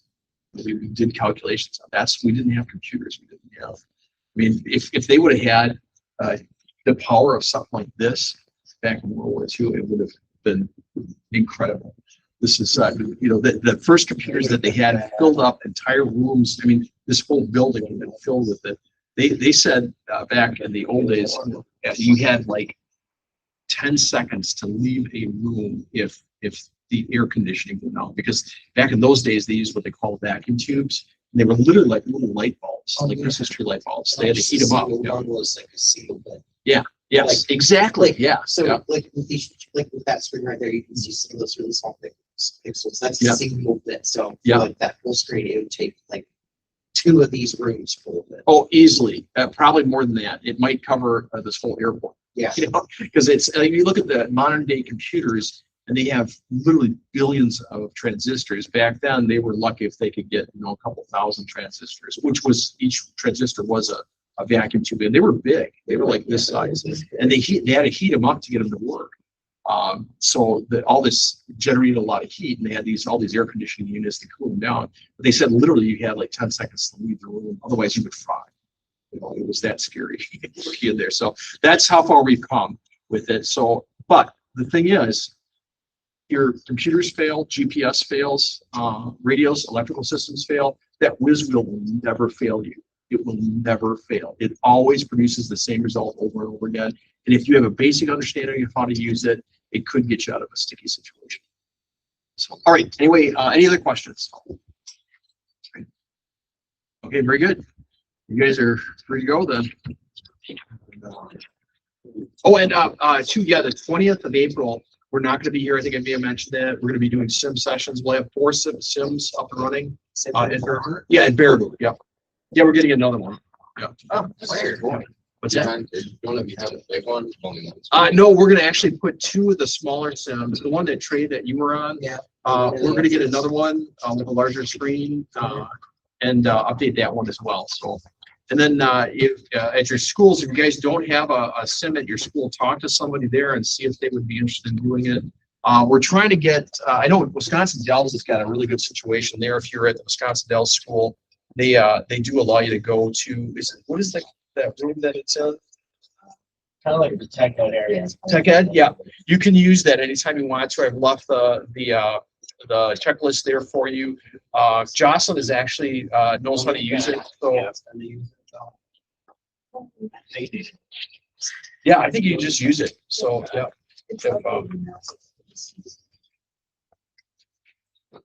Yeah, we want to get it so that you guys can use the simulators. I mean, I don't mind if gamers come in and use them, but you guys should have priority over it because you're actually using this stuff to get your pilot's license. So somebody that Wants to is play just War Thunder. yeah, it's just that, yeah. So we you guys are actually on your course to get your pilot's license, so we prefer it was it Dawson? Yeah, sometimes used to use it with the games. Yeah, we don't want that. So with the new simulators, they can't. That's why we're going to see if we can upgrade that simulator to the new one where they can't load any other simulator other than what we have out there. It's, if you're not interested in getting your pilot's license, it's kind of boring. But if you're interested in getting your pilot's license, it's really valuable because it does show a lot of information up there. So I think they're pretty fun, so. yeah, they are. I mean, I'm just shocked. Interesting seeing how stuff works. Yeah. Mm-hmm. It's to get like drawn in. Like, Uh-huh. Honestly, near the end there, I was just kind of like sucked in, like just, autopilot. yeah, I was on autopilot, making sure everything. Uh-huh. Yeah, you know, actually they're great for teaching how to use the Garmin 430, the 530, and the G1000. They don't have all the functions of those units, but they would be enough. They actually will show you more than enough to actually have a safe flight, you know, someplace. I know a lot of pilots that hop on those planes and don't know how to use them. You know, so you really, the more you know about it, you know, if you need to understand how to navigate someplace, if you have an emergency and you have to divert to another airport, you can practice all that stuff on those simulators. So yeah, it's a good tool to use for that. So, all right.